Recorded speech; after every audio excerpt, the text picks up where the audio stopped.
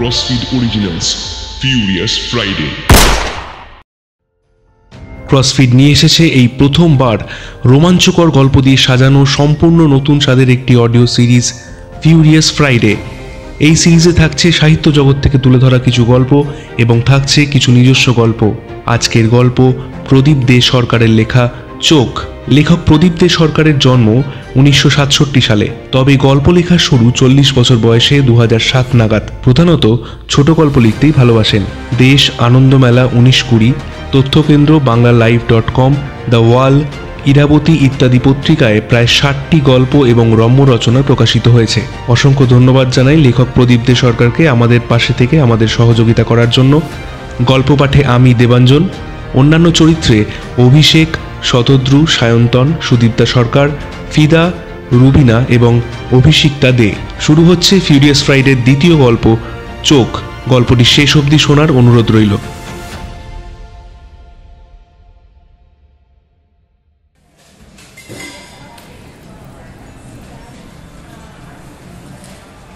অনেকক্ষণ থেকেই শতদ্রু লক্ষ্য করছিল ব্যাপারটা। বাঁদিকের দরজার পাশের টেবিলটায় বসে থাকা লোকটা এক দৃষ্টে তাকিয়ে আছে ওর দিকে। কাল বিকেল থেকে শুরু হওয়া নিম্নচাপের প্রভাবে থেকেই ঝিরিঝিরি বৃষ্টি হয়ে চলেছে। নভেম্বরের মাঝামাঝি বিরক্তিকর এই বৃষ্টির জন্য রাস্তাঘাট একেবারে শুনশান, কফি শপটাও প্রায় ফাঁকা। শতদ্রু আর ওই লোকটা ছাড়া আর একটা টেবিলে দুটো ছেলে মেয়ে বসে একান্তে গল্প করছে। কফি শপটা ফাঁকা বলেই আরও বেশি করে নজরে পড়ছে ব্যাপারটা। এমনভাবে তাকিয়ে আছে যেন বহু দিন ধরে শতদ্রুকে চেনে, আর ওর চোখ দুটোর মধ্যেও কিছু একটা আছে। তবে ঠিক কি আছে সেটা শতদ্রু ধরতে পারছে না। কেমন একটা অস্বস্তি হচ্ছিল। অচেনা কেউ যদি অমনভাবে চেয়ে থাকে তবে অস্বস্তি তো হবেই। মেজাজটা এমনি বিগড়েছিল, কারণ ইন্দ্রাণী যখন ফোন করে জানালো যে সে আসতে পারছে না, শতদ্রু ততক্ষণে বৃষ্টি মাথায় করে কফি শপে পৌঁছে গেছে। সেই বিগড়নো মেজাজটা একেবারে খিঁচড়ে গেল এই লোকটার জন্য।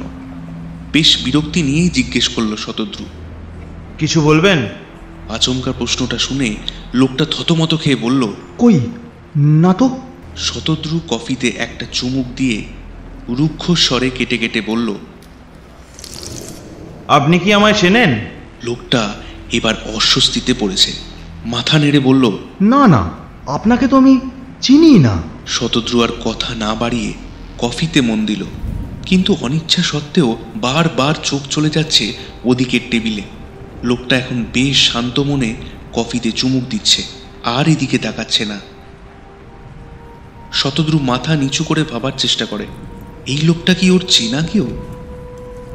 না, অনেক ভেবেও কোনো চেনা মুখের সঙ্গে এই লোকটাকে মেলাতে পারল না। তার মানে একে সে কোনোভাবেই চেনে না। অথচ চোখ দুটো আবার তাকায় শতদ্রু, কিন্তু এবার আর দেখতে পেল না লোকটাকে। এর মধ্যেই বিল মিটিয়ে উঠে গেল। শতদ্রু হাত তুলে ওয়েটারকে ডাকলো। একটা 100 টাকার নোট ওর হাতে গুজে দিয়ে কফি শপ ছেড়ে বেরিয়ে গেল। কিন্তু বাইরে বেরিয়েও কাউকে দেখতে পেল না। বৃষ্টিটা ধরেছে, কিন্তু দুদিকে যত দূর চোখ যায় প্রায় রাস্তা ফাঁকা। সেক্টর 5-এর বৃষ্টি ভেজা ফাঁকা রাস্তায় কোথায় মিলিয়ে গেল লোকটা? উবে গেল নাকি? আরো খানিকক্ষণ এদিক ওদিক দেখে নিজের দামি বিদেশি বাইকে চাপল শতদ্রু। ফ্লাইওভার দিয়ে দুরন্ত গতিতে বাইক চালাতে চালাতেও লোকটার চোখ দুটো ভেসে উঠল মনে। সঙ্গে সঙ্গেই মনে পড়ল আগামী একটা সপ্তাহ ওর ঠাসা কাজ। এখনো সব চোখ টোক নিয়ে ফালতু কল্পনা করে থাকলে সব গোলমাল হয়ে যাবে। মন থেকে ওই চোখ দুটোকে সরিয়ে ফেলার জন্য শতদ্রু ওর পরবর্তী কাজগুলোর কথা ভাবতে থাকে। কাল সকাল 6:10 চণ্ডীগড়ের ফ্লাইট ধরতে হবে। সেখান থেকে যেতে হবে মণিকরণ। মণিকরণের কাজটা ঠিকঠাক করতে পারলে তবেই গোয়ার কাজটা হবে। আর গোটা কাজটা স্মুথলি করতে পারলে জোসেফ ওকে মাথায় করে রাখবে। আর ফেল করলে না, সেসব না ভাবাই ভালো। বাইক 6 নম্বর গিয়ারে তুলল শতদ্রু।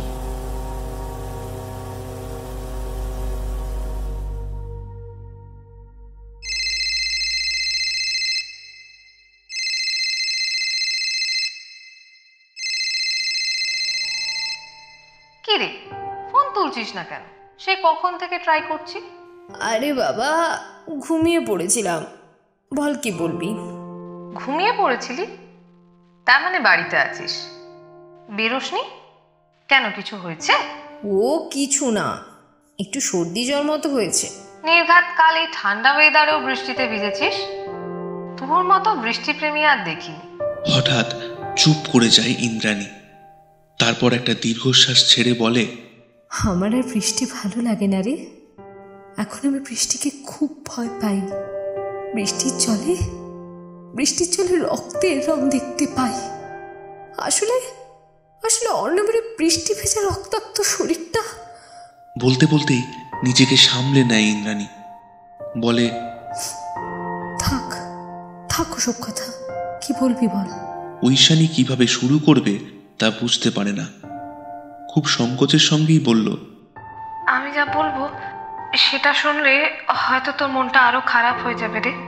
কি এমন কথা যা শুনলে আমার মন আবার নতুন করে খারাপ হয়ে যাবে? ঐশানী কয়েক মুহূর্ত সময় নিল, তারপর গুছিয়ে নিয়ে বলল, একটু আগে অটো থেকে নেমে ইউনিভার্সিটির গেট পেরিয়ে প্রায় ছুটছি বলতে পারিস। ঠিক সেই সময় পেছন থেকে কে যেন নিশা বলে ডেকে উঠল। এই নামে তো আমায় আর কেউ ডাকে না, তাই ডাকটা শুনে আমি চমকে ঘুরে তাকালাম। দেখি গেটের গায়ে ঠেস দিয়ে দাঁড়িয়ে আছে এক ভদ্রলোক। সেই লোকটাই আমায় ডাকছে। ওই ডাকটা শুনে আমি চমকে গিয়েছিলাম। লোকটা আমার দিকে তাকিয়ে মুচকি হাসছিল। কি বলবো তোকে, জিন্সের পকেটে বা হাতটা ঢুকিয়ে ঠিক সেই ভঙ্গিমায় গেটের দেয়ালে ডান পা ঠেস দিয়ে দাঁড়িয়ে আছে। আর গায়েও সেরকম সাদা খদ্দরের পাঞ্জাবি। জানিস, লোকটাকে আমি চিনি না, কোনোদিন দেখেছি বলেও মনে পড়লো না, কিন্তু তবু এক অদ্ভুত আকর্ষণে এগিয়ে গেলাম লোকটার দিকে। কাছে গিয়ে আরো এক অদ্ভুত জিনিস লক্ষ্য করলাম। জানিস, লোকটার চোখ দুটো ঠিক সেই রকম নীল। আর লোকটা আমায় কি বললো জানিস? এই পর্যন্ত বলে ঐশানী থামল। ইউনিভার্সিটির গেটের গায়ে ডান পা ভাঁজ করে যে দাঁড়িয়ে থাকতো, সে তো আর কোনো দিনও এখানে এসে দাঁড়াবে না। ঐশানীর কথা শুনে তাই মুখে কথা সরছে না ইন্দ্রাণীর। মুহূর্তের বিরতি শেষে ঐশানী আবার বলল, আমায় জিজ্ঞেস করলো আমার নীরা কেমন আছে। নিশা ফোনটা আর ধরে রাখতে পারল না ইন্দ্রাণী।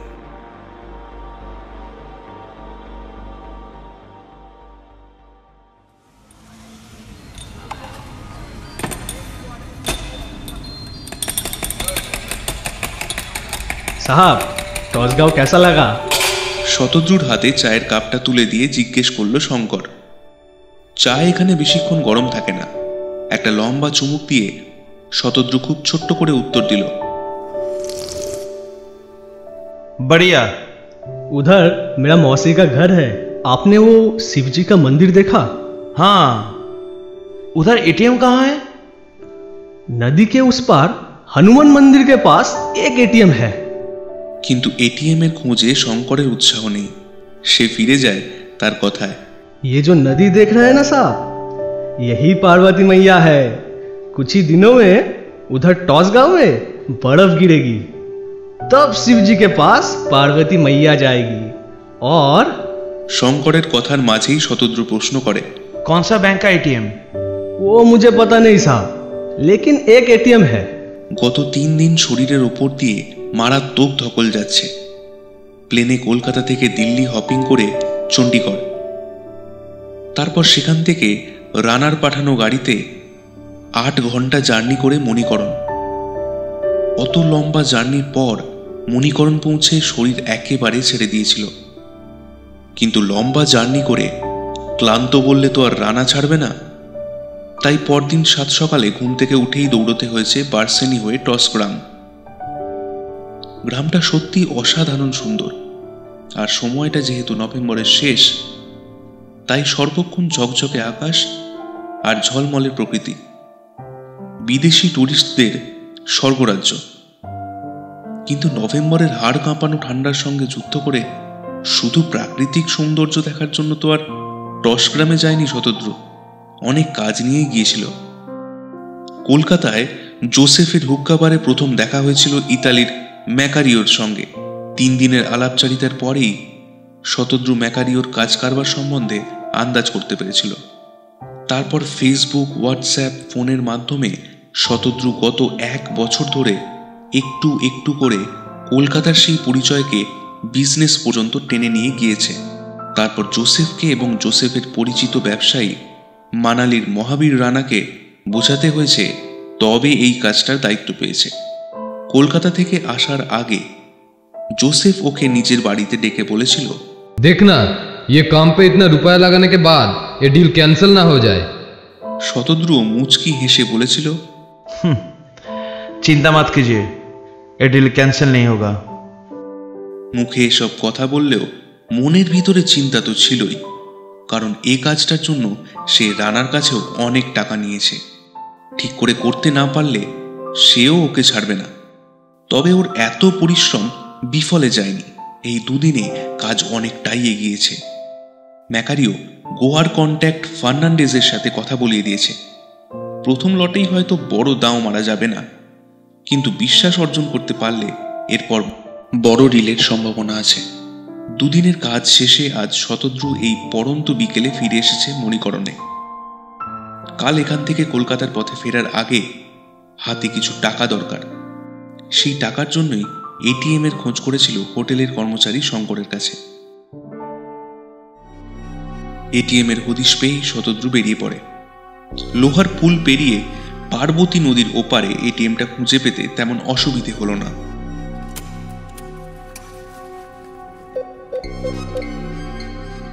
এটিএম এ টাকা তোলার সময় কাঁচের ভেতর দিয়ে আবার দেখতে পেল লোকটাকে।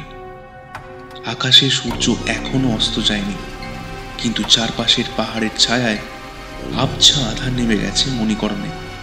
রাস্তার দুপাশের দোকানগুলোর কয়েকটাতে আলো জ্বলে উঠেছে।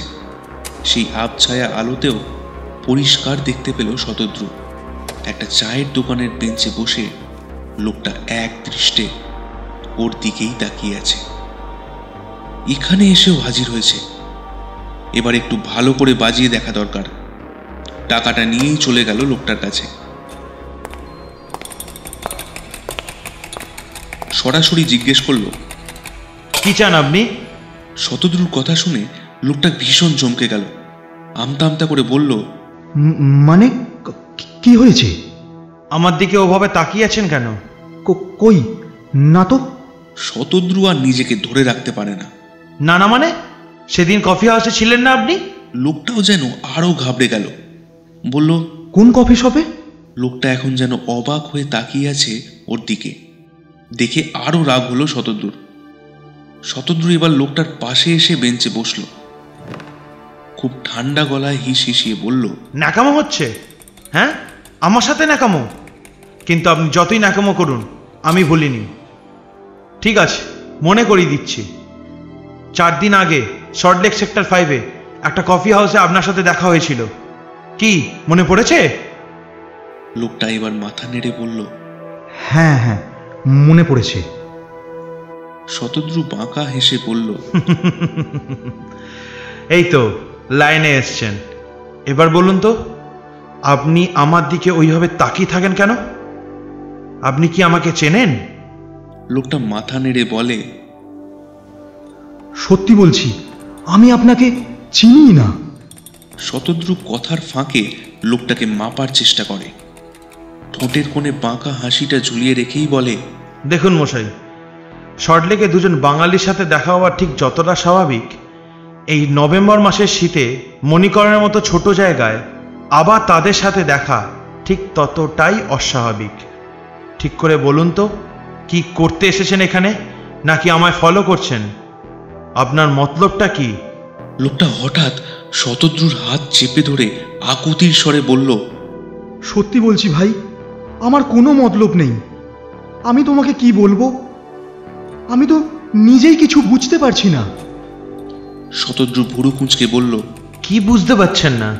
এই যে আমি কেন তোমার দিকে অমন করে তাকিয়ে থাকি, কিংবা কেন মণিকরণে এলাম, আমি কিছু জানি না। মানে?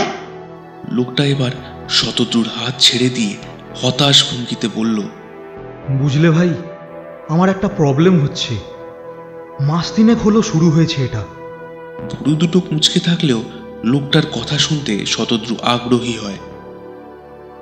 লোকটাও যেন আপন মনেই বলতে থাকলো, আমি আজকাল কি করছি, কেন করছি নিজেও জানি না। অনেকেই বলছে আমি তাদের দিকে নাকি অদ্ভুতভাবে তাকিয়ে থাকি। অচেনা অজানা অনেকের সঙ্গে নাকি অদ্ভুত সব কথাও বলেছি। তারপর অকারণে হঠাৎ করে কোনো একটা জায়গায় গিয়ে হাজির হচ্ছি, যে জায়গাটা আমি নিজে চিনতামই না। এই যে কনকনে ঠান্ডায় মণিকরণে এসে হাজির হয়েছি, সেটাও আমার নিজের ইচ্ছে নয়। শতদ্রু এমন কিছু শোনার জন্য একেবারেই প্রস্তুত ছিল না। সে অবাক হয়ে বলে, মানে? বিশ্বাস করো ভাই, সত্যি বলছি। 3 মাস আগে আমার চোখ দুটোয় অপারেশন হয়। তারপর থেকেই কেমন একটা বদল খেয়াল করছিলাম। আর এই গত 1 মাস ধরে এই চোখ দুটোর মালিক যেন আমায় কবজা করতে চাইছে। চোখের মালিক মানে? বছরখানেক আগে একটা দুর্ঘটনায় আমার দুটো চোখই নষ্ট হয়ে গেছিল। এই 3 মাস আগে কর্নিয়া ট্রান্সপ্লান্ট করে আমার 2 চোখের দৃষ্টি ফেরানো হয়। তারপর থেকেই আমার ভেতরে একটা বদল টের পাচ্ছি। শতদ্রু ব্যাপক চমকেছে, বিশ্বাস করতে পারছে না কথাগুলো। বলল, স্ট্রেঞ্জ, এমন এক অদ্ভুত ঘটনা ঘটে নাকি? লোকটা কাতর স্বরে বলল, আমি কিন্তু এক বর্ণ মিথ্যে কথা বলছি না। ডক্টর পরিতোষ সান্যাল, মানে যিনি আমার চোখের অপারেশনটা করেছিলেন, তার সঙ্গেও এ ব্যাপারে কথা বলেছি আমি। ডক্টর সান্যাল বললেন 1,00,000-এ 2-1 জনের এরকম ফিলিংস হয়। তবে টেস্ট করে দেখা গেছে এদের বেশিরভাগের ক্ষেত্রেই ব্যাপারটা সাইকোলজিক্যাল। কয়েক মাসের মধ্যেই ঠিক হয়ে যায়। কিন্তু আমি তো দেখছি আমার ক্ষেত্রে ওর থিওরি খাটছে না। যত দিন যাচ্ছে আমার ফিলিংস ততই যেন স্ট্রং হচ্ছে। যার কর্নিয়া আপনার চোখে বসানো হয়েছিল তার ব্যাপারে খোঁজ নিয়েছিলেন? লোকটা এবার একটা দীর্ঘশ্বাস ছেড়ে বলল, হ্যাঁ, ডক্টর সান্যালকে জিজ্ঞেস করে জেনেছিলুম ছেলেটির নাম অর্ণব বসু। সে নাকি 7 তলা বিল্ডিংয়ের ছাদ থেকে ঝাঁপ দিয়ে আত্মহত্যা করেছিল। ঠিক এমন সময় এটিএম এর সামনে থেকে একজন কয়েকটা কাগজ হাতে তুলে শতদ্রুকে উদ্দেশ্য করে হাঁক পারল, साहब ये कागजात आपका है क्या?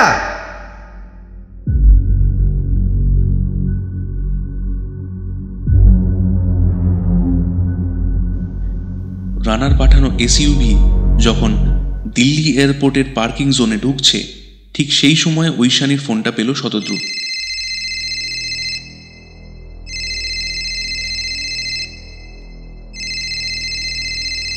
কথা হয়েছে? বাহ, কি বললো ডক্টর সান্যাল?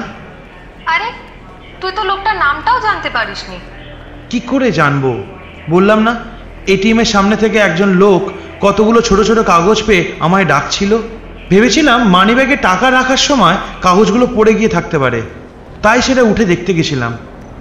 কিন্তু ফিরে এসে লোকটাকে কোথাও দেখতে পেলাম না। লোকটা বরাবর কেমন যেন ম্যাজিকের মতো উবে যাচ্ছে।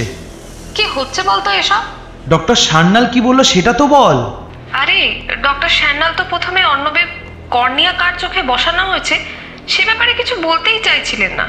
সোজা বলে দিয়েছিলেন কর্নিয়া ট্রান্সপ্লান্টেশনের সময় সেই কর্নিয়া কোন মৃত ব্যক্তির চোখের সেটা পেশেন্ট পার্টিকে জানানো হয় না। আমি অনেক রিকোয়েস্ট করার পরেও যখন দেখলাম কাজ হচ্ছে না, তখন এক প্রকার বাধ্য হয়েই আমাদের সঙ্গে ঘটতে থাকা ঘটনাগুলো ওনাকে বললাম। তখন উনি স্বীকার করলেন যে অর্ণবের কর্নিয়া যার চোখে বসানো হয়েছে সেই ভদ্রলোকও এসেছিলেন এ ব্যাপারে খোঁজ খবর নিতে। লোকটার নাম ঠিকানা কিছু জানতে পারলি? সবটা পাইনি রে। লোকটার নাম এস মিত্র, আর থাকে মনে হয় বকুল বাগানের কোথাও। শতদ্রু উত্তেজিত হয়ে বলল, বকুল বাগান? বকুল বাগানের কোথায়? আরে নার্সিংহোমের রেজিস্টারের খাতায় তো পুরো নাম ঠিকানা লেখা থাকে, ওখান থেকে দেখ না। না না, অসম্ভব। ডক্টর সান্যাল পরিষ্কার বলে দিয়েছেন তিনি যা জানিয়েছেন সেটা নাকি ওর নীতির বিরুদ্ধে গিয়ে করেছেন। তবে আমাদের সমস্যার জন্য উনি ব্যক্তিগতভাবে ওইটুকুই সাহায্য করেছেন। পেশেন্টের খুঁটিনাটি তথ্য যাকে তাকে দিয়ে দেওয়াটা সম্পূর্ণ বেআইনি কাজ, তাই ও কাজ কখনোই সম্ভব নয়। শতদ্রু কয়েক মুহূর্ত চুপ করে থেকে ধীর স্বরে বলল, তার মানে লোকটার চোখে সত্যি অর্ণবের চোখের কর্নিয়া বসানো হয়েছিল, কিন্তু এটা কি সম্ভব? ঐশানী একটা দীর্ঘশ্বাস ফেলে বলল, জানি না রে, মনে হচ্ছে অবিশ্বাস্য, কিন্তু নিজেরাই তো চোখের সামনে ব্যাপারটা দেখতে পাচ্ছি। বল। শতদ্রু বোধহয় আপন মনেই বলল, এসব কি হচ্ছে, কেন হচ্ছে, কিছুই বুঝতে পারছি না। হয়তো অর্ণব কিছু বলতে চায়, ওর চোখ দুটো আজও বেঁচে আছে, তাই না? যাকগে শোন, তুই আবার ইন্দ্রাণীকে এসব কিছু বলতে যাস না। ও তো আমার সেদিনের ঘটনা শুনেই আপসেট, আর এখন এসব শুনলে তো। আমার গোয়া ট্রিপটা 7 দিন পিছিয়ে গেছে। আজ কলকাতায় ফিরে 7 দিন সময় পাচ্ছি। এর মধ্যে ডক্টর সান্যালের সঙ্গে দেখা করে একটু ডিটেলস জোগাড় করে নেব। লোকটাকে খুঁজে বার করতেই হবে, তারপর দেখা যাক কি হয়।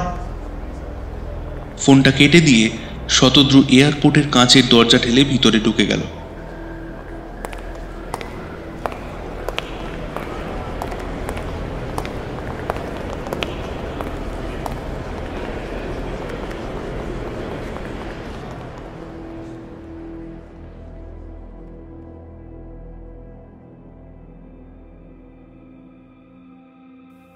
সকাল থেকেই ইন্দ্রাণীকে ফোনে ধরার চেষ্টা করে যাচ্ছে ঐশানী, কিন্তু ও প্রান্ত থেকে একটাই কথা বারবার ভেসে আসছে, আপনি যে নম্বরে কল করেছেন সেটি আপাতত বন্ধ আছে। অথচ আজ সকাল 9:30টার মধ্যে ইন্দ্রাণীর সঙ্গে সিঞ্চিনীদের বাড়ি যাওয়ার কথা। শেষমেশ উপায়ন্তর না দেখে ঐশানী সোজা হাজির হলো ইন্দ্রাণীদের বাড়ি। অন্যদিন ঐশী এলে এক গাল হেসে দরজা খুলে দাঁড়ান মাধবী, কিন্তু আজ মুখের হাসিতে প্রাণ নেই। ওই ম্লান হাসি দেখেই ঐশানী পুরো কুচকে জিজ্ঞেস করল, কি হয়েছে মাসিমা, এনি প্রবলেম? মাধবী মলিন মুখে বললেন, কাল থেকে ইন্দুকে নিয়ে খুব টেনশানে আছি রে। ওইদিকে তোদের মেসমশাই নেই, অফিসের কাজে দিল্লি গেছেন। ঘরে আয়, সব বলছি তোকে। ঐশানী উৎকণ্ঠার সঙ্গে জানতে চায়, কেন, কি হয়েছে ইন্দু? মাধবী মাথা নেড়ে বললেন, আর বলিস না, কাল থেকেও কী সব ভুলভাল বকছে জানিস, আমি কিচ্ছু বুঝতে পারছি না রে। ঐশানী এরকম কিছু আশা করেনি। সে চমকে উঠে বলল, মানে ভুলভাল বকছে মানে কি বলছে? অ্যাবনর্মাল কিছু? এমনিতে সব নর্মাল, দিব্যি কথাবার্তা বলছে। শুধু মাঝে মাঝেই বলছে ও ফিরে এসেছে, ওর সঙ্গে খুব অন্যায় হয়েছে, আমাকে এই অন্যায় শোধ তুলতে হবে, এই সব কথা। আমি এসব কিছুই বুঝতে পারছি না। কাল আমাদের ফ্যামিলি ফিজিশিয়ান ডক্টর সেনকে কল করেছিলাম রে। ডক্টর সেন কায়দা করে ওকে অনেক কথাই জিজ্ঞাসা করেছিলেন। ওর সঙ্গে কিন্তু খুব নর্মাল কথাবার্তা বলেছে। ঐশানীর মাথাটা যেন ঘুরছে। কি বলতে চাই ইন্দ্রাণী? জিজ্ঞেস করলো, মাসিমা ডাক্তার কি বললেন? দেখ, ডক্টর সেন আমাদের ফ্যামিলির সব কথাই জানেন। ইন্দুর ওপর দিয়ে যে ঝড় বয়ে গেছে সে খবরটাও তার অজানা নয়। উনি বললেন যে হয়তো মারাত্মক মেন্টাল প্রেসারে এ সমস্ত কথাবার্তা বলছে ও। ভালো করে একটু ঘুমোলে সব ঠিক হয়ে যাবে, তাই একটু কড়া ঘুমের ওষুধ দিয়ে গেছেন। ইন্দুকে এখনো ঘুমোচ্ছে? না রে, এইমাত্র ঘুম থেকে উঠেছে।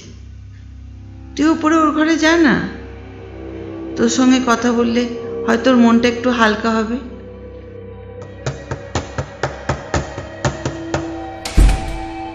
সিঁড়ি বেয়ে প্রায় হুড়মুড়িয়ে দোতলায় উঠে ইন্দ্রাণীর ঘরে গিয়ে ঢুকলো ঐশানী। গিয়ে দেখল ইন্দু জানলার ধারে একটা চেয়ারে চুপ করে বসে আছে। ঐশানীকে দেখেও কোনো উচ্ছ্বাস নেই।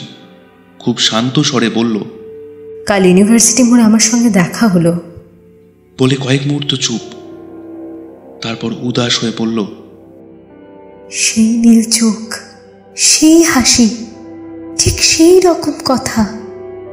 মাই Anu has come back Aishi, my Anu has come back, শুধু অন্য চেহারায়। ঐশানী কি বলবে বুঝতে পারছে না। ইন্দ্রাণী আপন মনেই বলে চলেছে, জানিস, আমরা ইউনিভার্সিটি থেকে বেরিয়ে ঠিক আগের মতো ফ্রোজেনে বসে আইসক্রিম খেলাম। ও নিল স্ট্রবেরি, অবিকল সেই রকম। উত্তেজনায় ছটফট করছে ঐশানের হৃৎপিণ্ড। এই বুঝি গলা দিয়ে লাফিয়ে উঠবে। ইন্দ্রাণী বলতে থাকে, আর কি বললো জানিস? বলল আমার সঙ্গে বিশ্বাসঘাতকতা করা হয়েছে, এর প্রতিশোধ নিতেই হবে। কি বলছিস রে? ওর সঙ্গে বিশ্বাসঘাতকতা করেছে? কিন্তু কে? ইন্দ্রাণী জানলার দিকে মুখ ফিরিয়ে আকাশ দেখে, তারপর খুব ধীর গলায় বলল, আমাকে বলেছে সব কথা, কিন্তু কাউকে বলতে বারণ করেছে।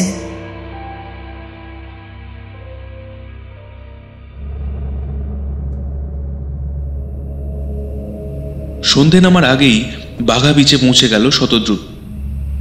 বিচের সামনে সরু রাস্তাটা যে পিচের বোঝা যায় না, পুরু বালিতে ঢাকা পড়েছে পিচ। রাস্তার পাশের খুপড়ি দোকানগুলোতে বিদেশিদের মন ভোলানোর জন্য রকমারি পসরা আর বেশ কিছু ট্যাটু করানোর দোকান। নভেম্বরের এই সময়টায় ভারতীয়দের সেরকম ভিড় না থাকলেও বেশ কিছু বিদেশি ট্যুরিস্ট ঘুরে বেড়াচ্ছে। 7:30টায় এখানকার ডলফিন পাবে ফার্নান্ডেজ আসবে। ম্যাকারিও এই পর্তুগিজ লোকটার সঙ্গে পরিচয় করে দিয়েছিল। ম্যাকারিওর কথা ঠিক হলে ফার্নান্ডেজ বড় করতেন। ওদিকে দুপুরে ঐশানের ফোনটা পাওয়ার পর থেকে সব কেমন ঘেঁটে যাচ্ছে। ইন্দুকে লোকটা ঠিক কি কি বলেছে জানা দরকার।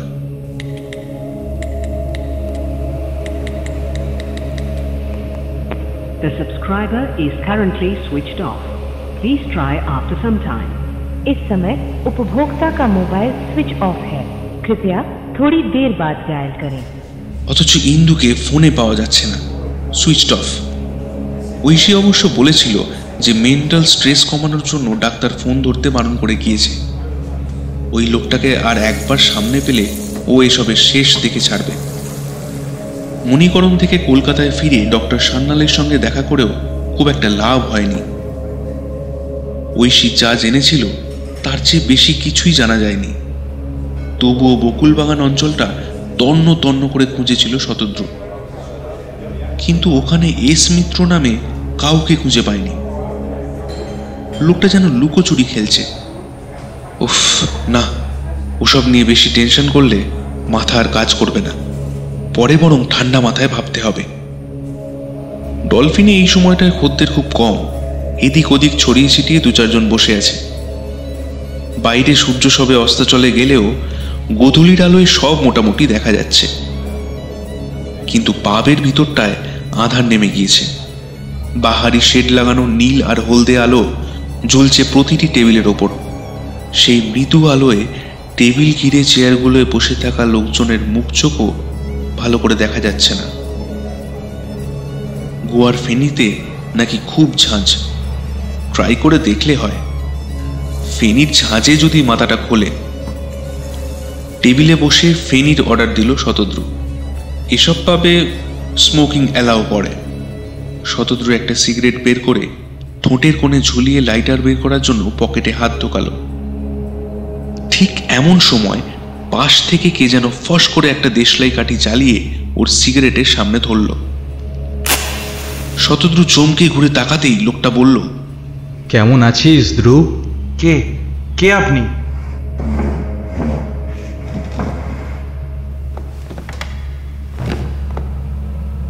আমায় এত তাড়াতাড়ি ভুলে গেলি ধ্রুব? শতদ্রু এবার লোকটার মুখটা দেখতে পেল। সেই লোকটা। শতদ্রু যে টেবিলটায় বসে আছে তার উপরে একটা নীল আলোর শেড। সেই আলোয় লোকটার নীল চোখ দুটো যেন নীলার মতো জ্বলছে। এমন নীল চোখ একজনেরই ছিল, আর ধ্রু নামে ওকে সেই ছেলেটিই ডাকত। তবে কি সত্যি অন্য ফিরে এলো? শতদ্রুর বুকের মধ্যে যেন হাতুড়ি পেটাচ্ছে কেউ। তবুও মনে সাহস এনে জিজ্ঞেস করলো, আপনি কোন মতলবে আমার সঙ্গে মিট করতে এসেছেন বলুন তো? কি চান আপনি? আমি কি চাই এখনো বুঝতে পারছিস না? আমি আমার নীরাকে ফিরে পেতে চাই, তবে তার আগে বিচার চাই। কিসের বিচার? লোকটা এবার মুখটা শতদ্রুর সামনে এগিয়ে এনে ফিস ফিস করে বলল, আমার মৃত্যুর বিচার চাই। আমাকে যে খুন করা হলো তার বিচার হবে না? কি জাতা কথা বলছেন? মনে জোর এনে বলার চেষ্টা করে শতদ্রু, কিন্তু গলা কেঁপে যায়। সব ভুলে যাচ্ছিস কিরে ধ্রুব? আমার কিন্তু সব মনে আছে। এই চোখ দুটোয় যা যা দেখেছি সব মনে আছে। আমি নীরাকে আর ইন্সপেক্টর সিদ্ধার্থ মিত্রকে বলেছি তুই আমায় কিভাবে মেরেছিস। এও বলেছি আমার ডেড বডির পকেটে পাওয়া সুইসাইড নোটটা আমার লেখা নয়। হ্যান্ডরাইটিং এক্সপার্ট দিয়ে ওটা চেক করালেই সব বোঝা যাবে। সিদ্ধার্থ মিত্র আমার কথাকে বিশ্বাস করেছে। আমি তোকে ছাড়ব না। শতদ্রু বুঝতে পারছে যে যতই অদ্ভুতুরে লাগুক না কেন, এই লোকটার মধ্যে দিয়ে যেন অর্ণবী কথা বলছে। বিশ্বাস অবিশ্বাসের মায়াজাল ছিঁড়ে নিজের মনকে শক্ত করার চেষ্টা করে শতদ্রু। তাচ্ছিল্যের সুরে বলে, এসব গাঁজাখড়ি কথা কেউ বিশ্বাস করবে না। লোকটা কয়েক মুহূর্ত এক দৃষ্টে তাকিয়ে থাকলো শতদ্রুর দিকে, তারপর কেটে কেটে বলল, আর কেউ বিশ্বাস করুক কি না করুক, তুই নিজে তো জানিস তুই কি করেছিস। এর শাস্তি তোকে পেতে হবেই। এই কথা শুনে ঝাঁঝিয়ে উঠল শতদ্রু। কে কে শাস্তি দেবে আমায়? কেউ পারবে না এসব প্রমাণ করতে। আইনের চোখে এসব কথাবার্তা মূল্যহীন। আর ওই কেস তো কবেই মিটে গেছে। সব কি এত সহজে মিটে যায় নাকি?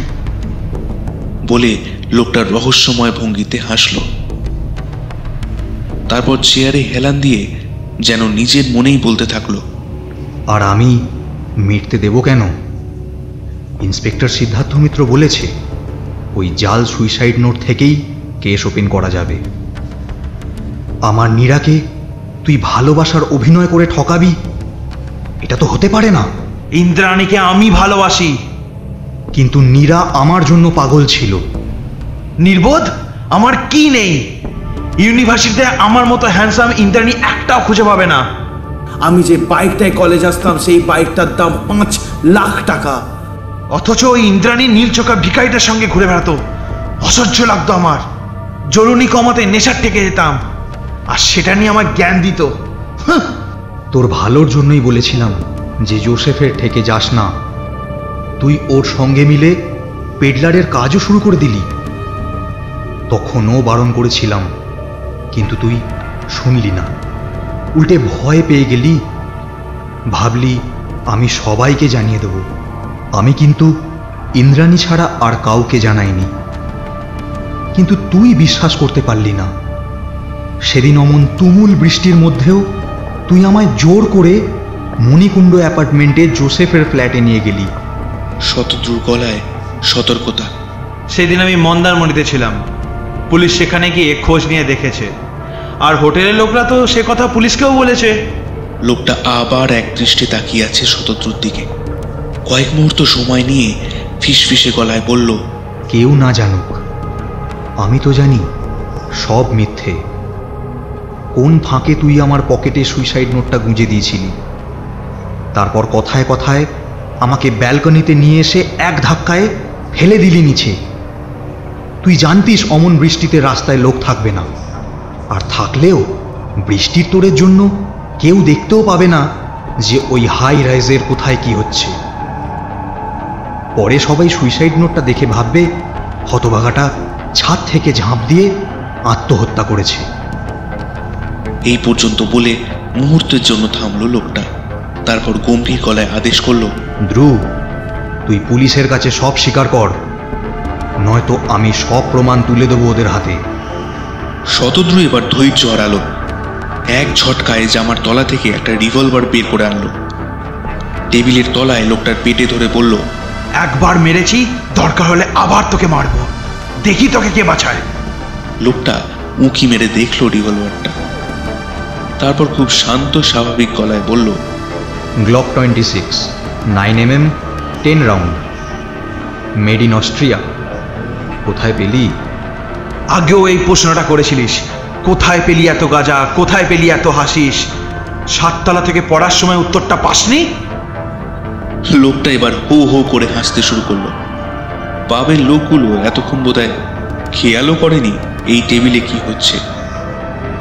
লোকটার হাসিতে সবাই ঘুরে তাকিয়েছে। লোকটা হাসতে হাসতেই বলল, So finally you have accepted me as your friend Arnab Bosu. Nice. লোকটার কথা শুনে শতদ্রু ঘাবড়ে গিয়েছে, তবুও হাতে ধরা রিভলভারটা দেখিয়ে বলল, এখানে গুলি চালিয়ে দিলে না তোকে কেউ বাঁচাতে পারবে না। ভুল, আবার ভুল করছো। এখানে যে গুলি চালাবে সে বাঁচবে না। ওই যে লোকগুলোকে দেখছো, ওরা ইন্টারপোল আর ইন্ডিয়ান ইন্টেলিজেন্স ডিপার্টমেন্টের লোক। আর আমার নাম সিদ্ধার্থ মিত্র, ইন্সপেক্টর, স্পেশাল ব্রাঞ্চ। কথা বলতে বলতেই শতদ্রুর শিথিল হাত থেকে রিভলভারটা এক ঝটকায় তুলে নিল সিদ্ধার্থ। তারপর খুব ঠান্ডা গলায় বলতে থাকলো, তুমি যার সঙ্গে মিট করতে এসেছো সেই ফার্নান্ডেজ এখন ইন্টারপোলের হাতে। জোসেফ, ম্যাকারিও, রানা সব অ্যারেস্টেড। তোমাকে খেলিয়ে তোলার জন্যই ওদেরকে আজ বিকেল পর্যন্ত ছেড়ে রেখেছিলাম। যদিও তুমি এই খেলাটায় চুনোপুঁটি, তবুও তোমার মোবাইল ট্যাপ করেই বহু রাঘব বোয়ালের খবর পেয়েছি। প্লাস একটা নিখুঁত মার্ডার কেস সেরেছ 3 মাস আগে। আর এই মার্ডার কেসটার হাত ধরেই তো এত কিছু হলো। তাই তোমাকে একটু আলাদা গুরুত্ব না দিলে হয়? ইন্দ্রাণী যখন খুব জোর দিয়ে বলেছিল যে অর্ণব আত্মহত্যা করতেই পারে না, তখন ওর কথাকে গুরুত্ব দিয়েছিলাম। ইন্দ্রাণীই বলেছিল অর্ণবের পকেটের পেনটা ওর নয়, কারণ অর্ণব জেল পেন ব্যবহার করতো না। জাল সুইসাইড নোটটা জেল পেনে লিখেছিলে যাতে বৃষ্টির জলে খানিকটা ধুয়ে যায়। তাতে হাতের লেখাটা ভালো করে খুঁটিয়ে মেলানো সম্ভব হবে না। কিন্তু সেটাও ভুল আইডিয়া। ভালো জেল পেনের লেখা জলে ধুয়ে যায় না। তারপর তোমার ব্যাপারে খোঁজ করতে গিয়ে জানতে পারলাম যে তুমি জোসেফের হুক্কাবারে রেগুলার যাচ্ছিলে, আর অর্ণব তোমাকে এই কাজে বাধা দিচ্ছিল। জোসেফের সঙ্গে তোমার ঘনিষ্ঠতার কথা তোমার হুক্কাবারের 2 বন্ধু অনিন্দ আর বিশালের কাছে ইতিমধ্যেই জেনেছিলাম। একটু ঘাঁটতে গিয়ে জানলাম জোসেফের ড্রাগ পেডলিংয়ের কাজেও তুমি লেগে পড়েছো। এরপর যখন জানলাম যে মণিকুণ্ড অ্যাপার্টমেন্টের টপ ফ্লোরে জোসেফের একটা ফ্ল্যাট আছে, তখন তোমার ওপর সন্দেহটা দৃঢ় হলো। কিন্তু সব বুঝলেও একটা অকাঠ্য প্রমাণের দরকার ছিল। তুমি তো আবার মন্দারমণির গল্প সাজিয়ে রেখেছ। তাই তোমার ফোন ট্যাপ করে প্রমাণ খোঁজার চেষ্টা করলাম। আর সেটা করতে গিয়ে গাঁজা হাসিস পাচারের একটা বড় প্ল্যান জানতে পারলাম। এক ঢিলে 2 পাখি মারার জন্য তাই বাধ্য হয়েই ডাক্তার সান্যালের সাহায্যে অর্ণবের চোখ নিয়ে একটা নাটক তৈরি করলাম। বাঙালিদের মধ্যে অমন নীল চোখ দেখা যায় না বলেই নাটকটা দুর্দান্তভাবে ক্লিক করে গেল। তোমাকে ফলো করা প্লাস অর্ণবের অস্তিত্ব জাগিয়ে তোলা দুটোই হলো। হতভম্ব শতদ্রু দেখল পাশের টেবিল থেকে 2 জন এসে দাঁড়িয়েছে ওর দুপাশে। আর সিদ্ধার্থ ওর সাধের গ্লক 26 রিভলভারটা বাঁ হাতে আলগোছে ঝুলিয়ে রেখে কাকে যেন ফোন করছে। হ্যাঁ স্যার, মিশন কমপ্লিট। গোটার একটাই ধরা পড়েছে। 10 গ্রামটা তো বিদেশি ট্যুরিস্টদের কাছে হাসিস আর গাঁজার পরিচিত ঠেক, কিন্তু এরা তার সঙ্গে গোয়াকে দারুণভাবে জুড়ে নিয়েছিল। হ্যাঁ স্যার, বিদেশেও পাচার হতো। না স্যার, প্লেনে না, জাহাজে। মাছ ধরার ট্রলারে কিংবা স্পিডবোটে করে প্যাকেটগুলো মাছ সমুদ্রে পৌঁছে দিত। ওটা বড় লোকের প্যাম্পার চাইল্ড, বাট ডেঞ্জারাস। ঠিক, আপনার বন্ধু ডক্টর সান্যাল দারুণ হেল্প করেছেন। তবে স্যার, ইন্দ্রাণী আমায় যেভাবে হেল্প করেছে জাস্ট ভাবা যায় না। ও ওভাবে ইনভলভ না হলে মার্ডার কেসটা সলভ হতো না। কি বলছেন স্যার? ইন্দ্রাণীর সঙ্গে আমার কেমিস্ট্রি? আরে না স্যার, ওসব বলবেন না। ও কথা শুনলে মৌটুসি আমার ফিজিক্স পাল্টে দেবে। জানেনই তো স্যার, বন্দুকের সামনে ভয় পাই না, কিন্তু ওই একটা জায়গা। Okay sir, by.